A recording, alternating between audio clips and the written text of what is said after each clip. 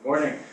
Good morning, great assembly here in the window right now, and good morning, great online assembly. Good morning, great assembly. Good morning, Kanzian. We'll keep it far out after here.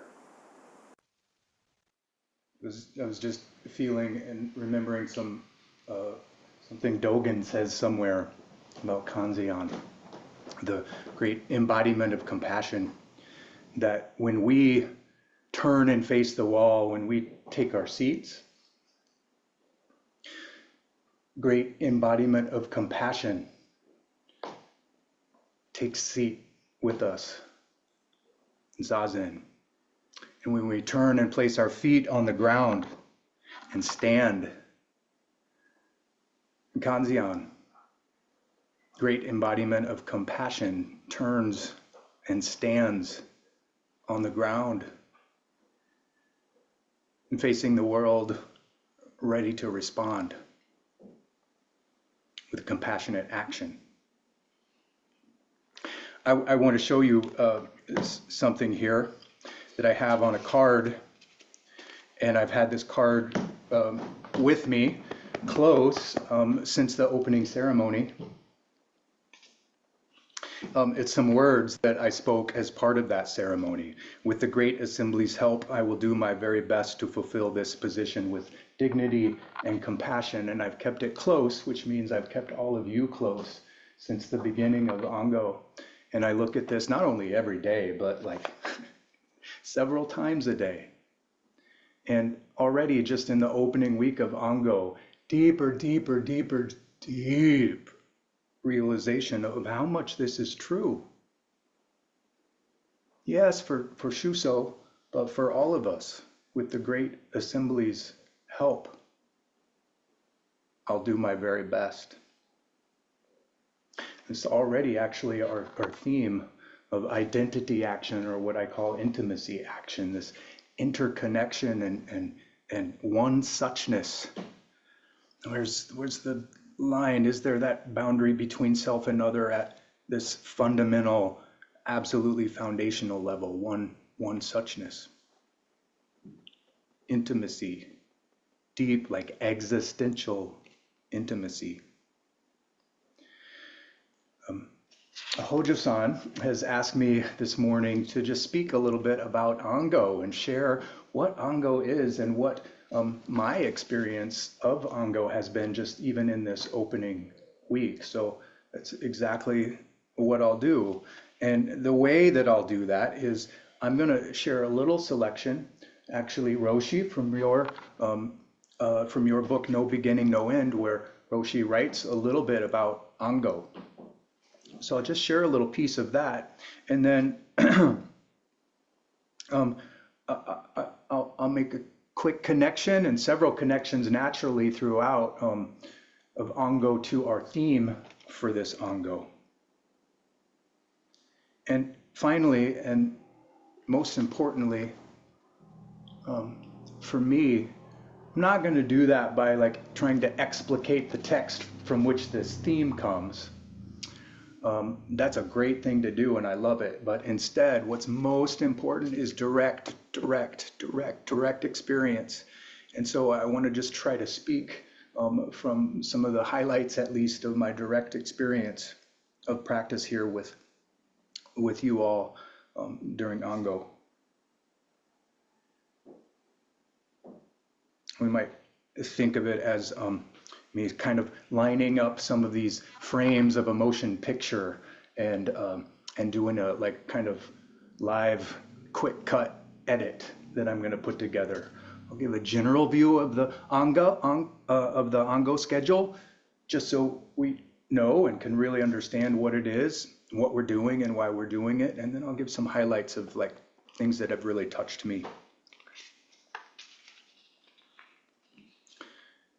And by the way, you see I've got these cards here, direct experience. And so these cards are actually just notes to myself that I've made already in this first week, like Dharma notes to myself, Dharma training notes, or important things that I want to remember. And so I've just put these together, and we're kind of improvising here as I feel what wants to be said.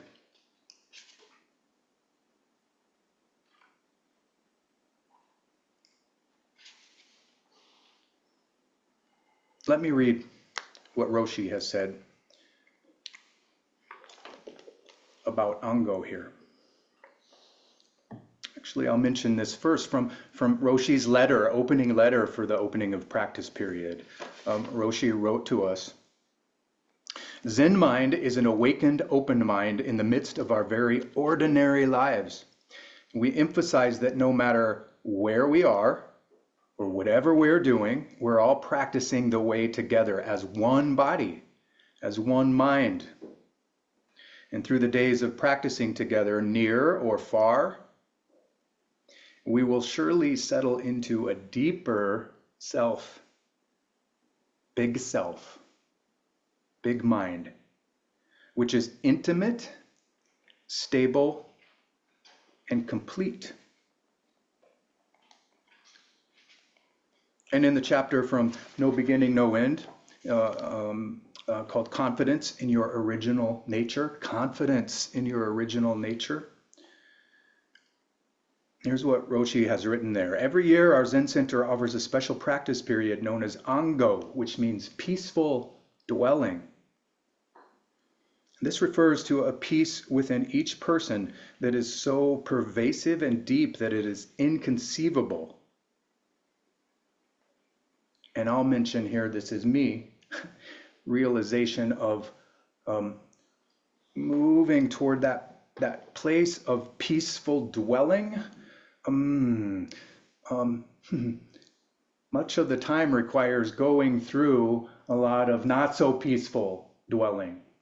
All of the things that come up that are part of our stories, projections, habitual stream of how we do things and reaction to ourselves, to others, to the world. So maybe a little turbulence at first, but on its way to this peaceful dwelling. Ango is part of the annual training cycle that's traditional at Zen temples and communities. At our temple, we offer Ango during the winter and summer seasons. We follow a very rigorous schedule, yes, during this time. We're up at 4 o'clock before dawn, spend the entire day in practice, either bowing, sitting, working, studying, or eating in a formal style, and then go to bed after the pillow bell. When you're on this kind of schedule, something happens to you. Something substantial and important. You stop thinking of the hours of the day as your time. And you surrender to the relentlessness of the schedule. Remember, Roshi says, it is said that the schedule alone is your first teacher when you enter a practice place. Since the schedule is just as relentless as your delusions, which also need energy to survive, this is one of the ways Zen helps you to transfer to your spiritual practice the energy you would ordinarily give to those delusions. And in the end, your delusions are seen through.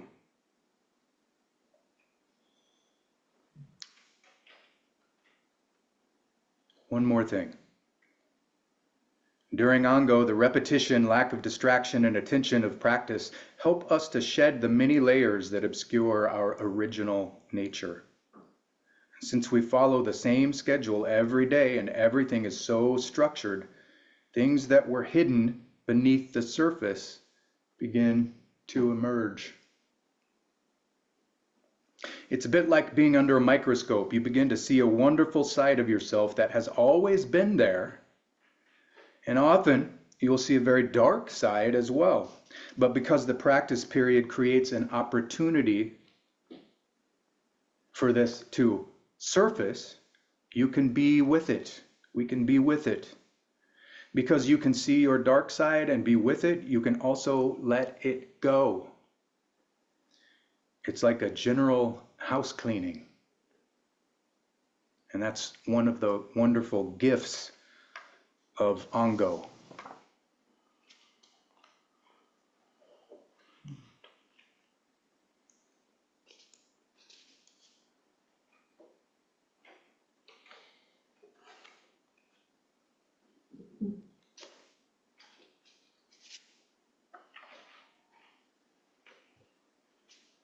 A little piece from our theme now in this context of Ango.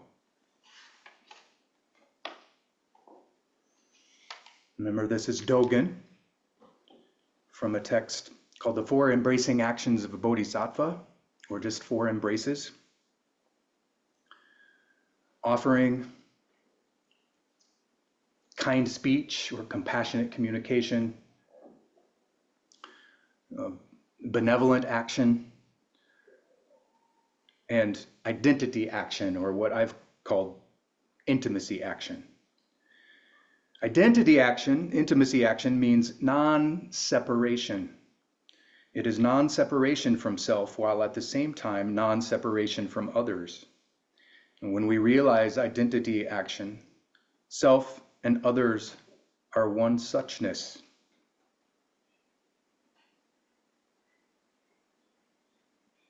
He goes on to try to help explain a little bit and says the action of identity action, the action of intimacy action, means form, dignity, and correct manner, or attitude, sometimes it's called. Or sometimes called our comportment, our bearing, the way we are carrying ourselves, behavior. It's our embodied bearing of upright dignity and appropriate relational responsiveness in everyday actions and real situations. And that's what we're doing in Ango. That's what the schedule is built for. And then through this attuned action, we can let others identify with us and be intimate with us, and we can identify with others, be intimate with others, and then kind of begin to experience this one suchness. But it's interesting and important that Dogen connects this to our behavior and our actions, form, dignity, uprightness, our correct manner, how we do things, how we do everything, and that's our way. That's our way.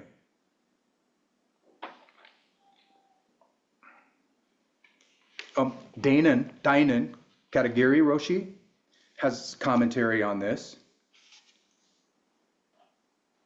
And he says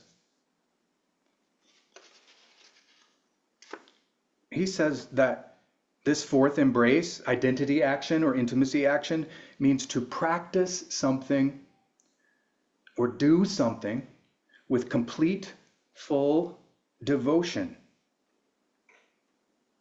He says it's a behavior as an offering that comes through both with courtesy and with sharpness. And I think by sharpness here, he means something like aliveness, an alive, distinct clarity in our actions, clearness in our actions. Full, complete devotion.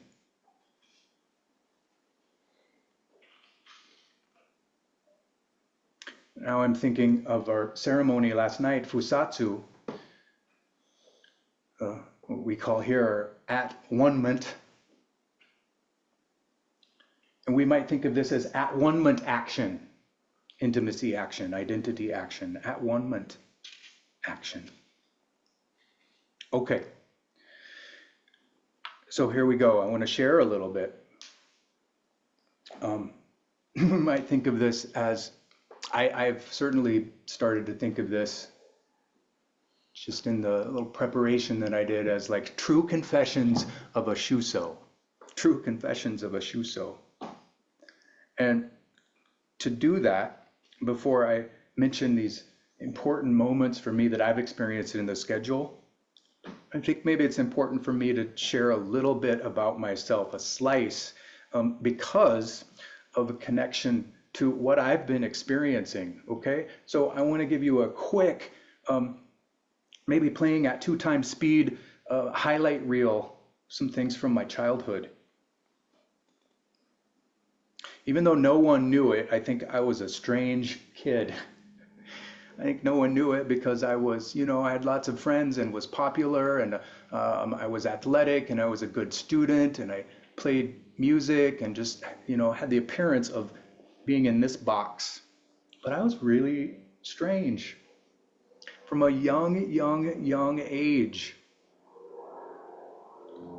I would do things like climb up into the willow tree in the backyard and just sit up there being with the tree, kind of concealed by the willow branches, being with the tree for like an hour and just listening and feeling and looking and seeing down below and seeing some people, like when my dad would pull up to come home from lunch from work and driving up the driveway, and I'd begin to think and feel things about like, oh, what is it like from his perspective? I got interested in these sorts of things, and then I saw Star Wars. Like so many of us maybe fell in love with Star Wars and the Jedi.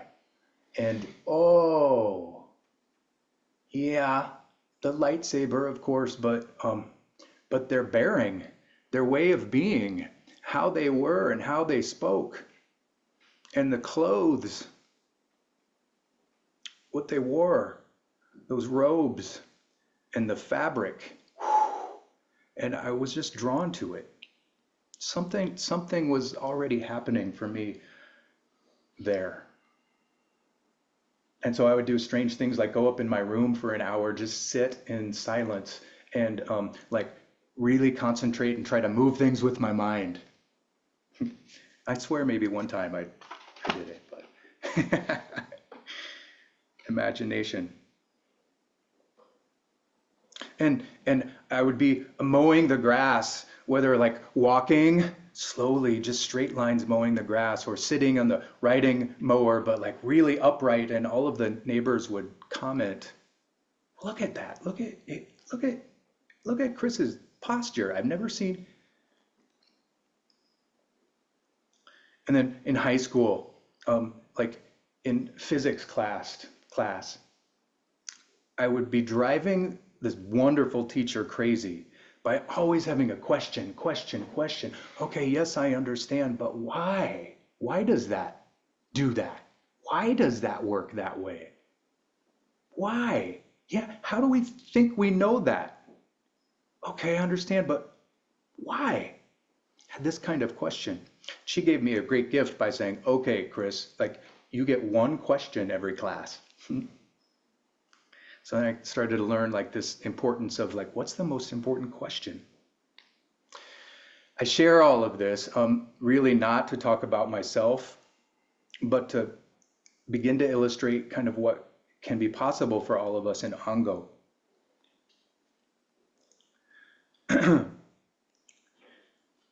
Because it's clear something was in me at that time, something, a part of me, placed in me, my name Fugan, universal vow given to me by a dear teacher,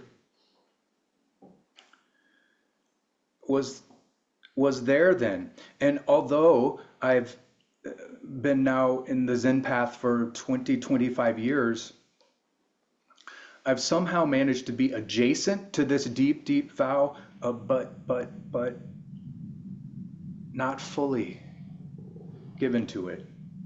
So probably 15, 20 years ago should have entered the monastery.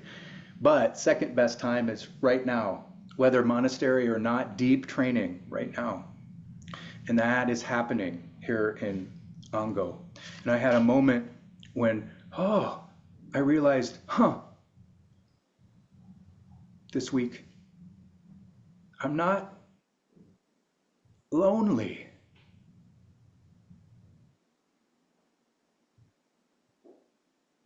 And don't misunderstand me, please. I have many great friends and wonderful marriage with Liz that's really close and intimate. but a different kind of loneliness, existential loneliness of something not being fully complete, still a yearning for something. And since being here immediately and continuing, oh, with this coming into alignment of something really deep, deep down, bottom of life, and oh, that pervasive kind of deep existential loneliness, not there. Where did it go? Now, part of that, I think, is just simply the pervasiveness of the schedule of Ango. And so here we go. 4 a.m., Shuso wakes up. I roll right out of bed. I hit the floor. I do some prostrations. I do some stretches. I get dressed. I come around the zendo. I enter the zendo here. I do 3 prostrations. I come around the altar. I bow to this hand bell right up here, the wake up bell. And I come back around and I stand at the top here of the Buddha mat. And I ring it in a big circle 3 times. 1, 2, 3, beginning to wake up the zendo, and then I kind of walk a pattern in the zendo with a clink, clink, clink of the bell, and at certain spots stopping to do 3 more big circles, ring, ring, ring, with this full, complete devotion. Just doing it, and just everything in it that I've got being one with that. And then I'm out the door and continuously ringing. And I walk over to the Dokusan room and I give it an emphasis, and then I walk out and down the path and up to the gate of the parking lot by our sign, and big ring there, waking up Sonoma Mountain, wake up mountain, hello mountain. And then up to the Sangha house, enter the Sangha house, 3 big circles, the altar in the Sangha house, and then around the tables into the kitchen, 3 big circles, hello kitchen, wake up great universal kitchen of nourishment. And then out the door and across the footbridge and down the path, ringing continuously, and then past the residence halls down below, and then to the bathhouse, the bathrooms, the toilets, the men's side. Wake up, wake up, wake up. Women's side, wake up, wake up, wake up. And then starting to come back up the path and toward the workshop, wake up, workshop, waking up, workshop. And then up the hill. And then proceeding to the Bansho bell, the great bell, wake up bell, full, complete devotion. And then back up here to the Zendo. And then that's all been only exactly 10 minutes. Completely wake up. And 3 more big circles here. 1, 2, 3, stop. And then, boom. Sounding board out here. Okay, someone else is out there, really ready, responsive, mind awake, one suchness. And we have oryoki breakfast together, oryoki just enough, or the vessels that contains just the right amount. That's what I'm discovering in me. That's what we can discover. Just enough. And then to sit zazen together, and to stand and do a little kinhin walking meditation, feeling our feet on the floor with each step, and with each half step, offering the out breath, feeling connection to the ground, open awareness, and another period of zazen. And then we'll do soji, temple cleaning, all together action, intimacy action, identity action, not only with one another, but the room we're cleaning. The room, not just a room, but a great being that we're in relationship with. And then more oryoki lunch, and then Samu, the work period, and then rather together action, we'll have different assignments, and all the while keeping this at one-ment, identity action, just full complete devotion to the work that we're doing.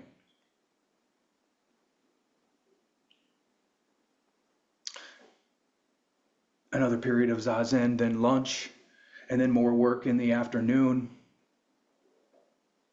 More zazen periods, total of 6 zazen periods with lots of walking, bowing, morning service, evening service.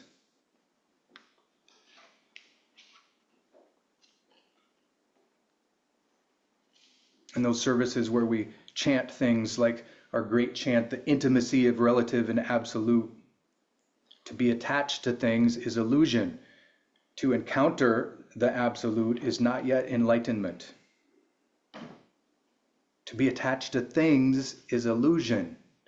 This is the relative side, everyday stuff. And to attach, that's illusion and cause of suffering. But to encounter the absolute, not yet enlightenment.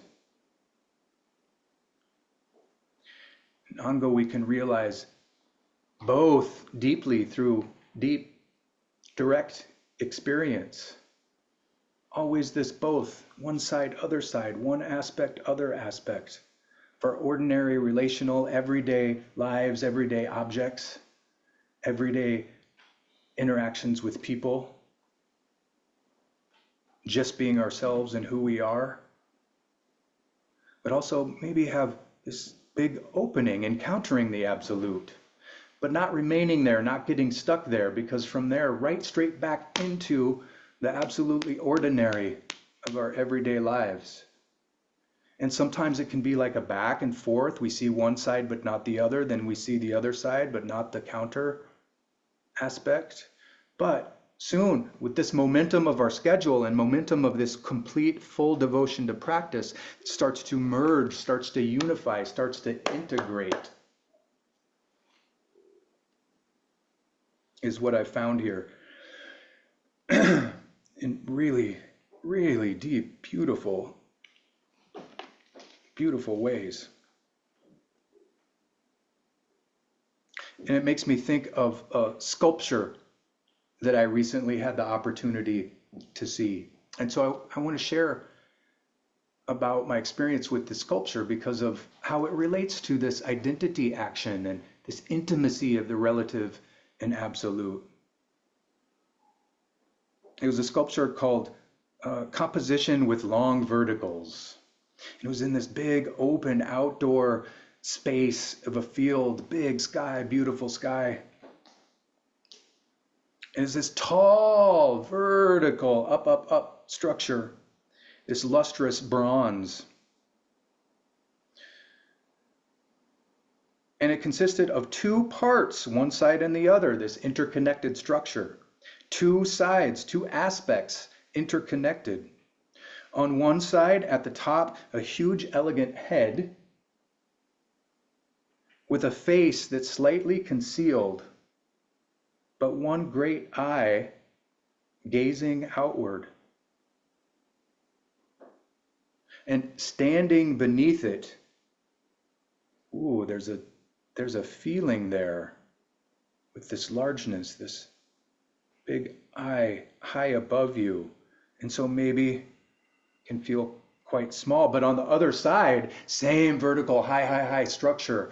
And then the artist had sculpted a small seat, tiny chair, like when you go back to your kindergarten classroom and everything seems like so small, but you can sit in that, and then a different feeling.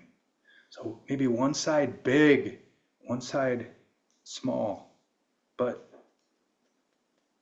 connected as one suchness, intimately interconnected.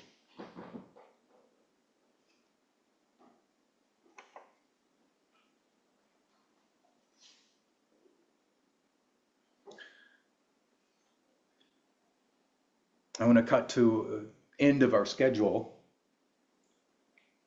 which is part of Shuso duties, our night watch.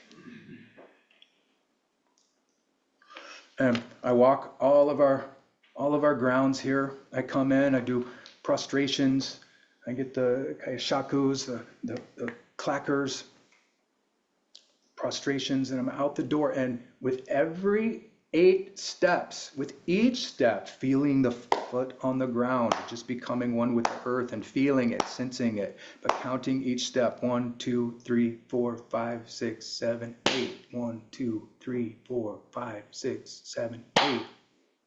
All the way out to the road and past Hojo-san and Hojo-san's family house, and past Roshi's home, and then about face and then back down the road, down the mountain and down below, and all the way around and back up, all the while. 1, 2, 3, 4, 5, 6, 7, 8.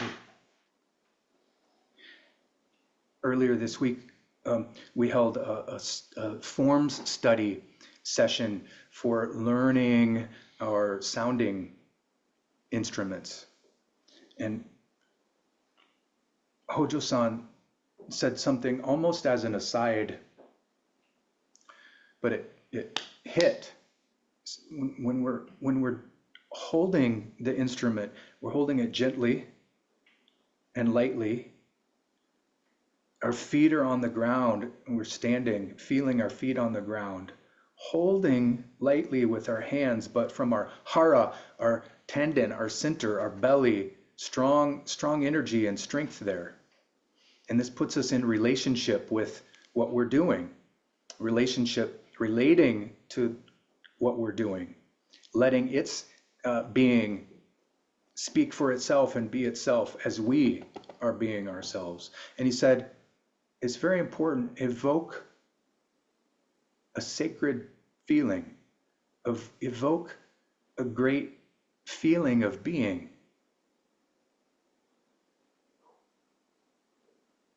And added, actually, this is true of everything. So in Ango, the rest of this summer practice period, this month, this is what we're doing, evoking this great feeling of being and being in relationship and touching deep, the bottom of our life, and seeing what happens.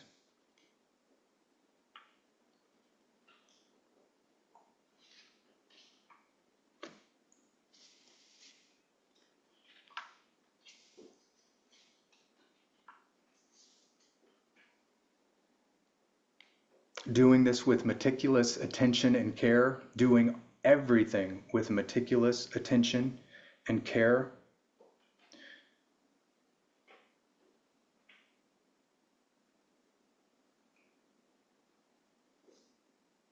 is like polishing a luminous jewel. Polishing a luminous jewel that's already perfect, beautifully perfect, just as it is. And yet, our action of polishing it still nonetheless adds beauty.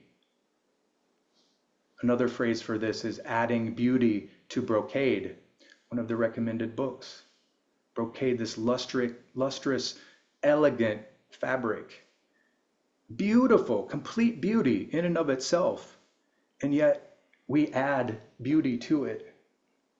This is our practice.